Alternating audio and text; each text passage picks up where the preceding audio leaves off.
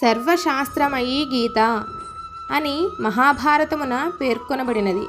సర్వశాస్త్రమయీ గీత అంటే గీత సకల శాస్త్ర శోభితము అని అర్థం. కానీ ఇట్లు చెప్పుటయి కూడా సరిపోదు. ఎందుకనగా శాస్త్రములన్నీయును వేదముల నుండి ఏర్పడినవి. వేదములు బ్రహ్మ ముఖము నుండి వెలువడినవి. బ్రహ్మ భగవంతుని యొక్క నాభి కమలము నుండి ప్రభవించెను. ఈ రీతిని గమనించినచో భగవంతునకును శాస్త్రములకును మధ్య చాలా అంతరము ఉండును.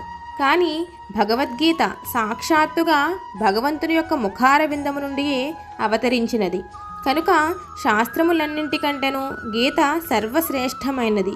స్వయముగా వ్యాసభగవానుడే ఇట్లు పలికెను: గీతా సుగీతా కర్తవ్య కిమన్యై శాస్త్ర సంగ్రహై యా స్వయం పద్మనాభస్య ముఖపద్మాత్ వినిసృత.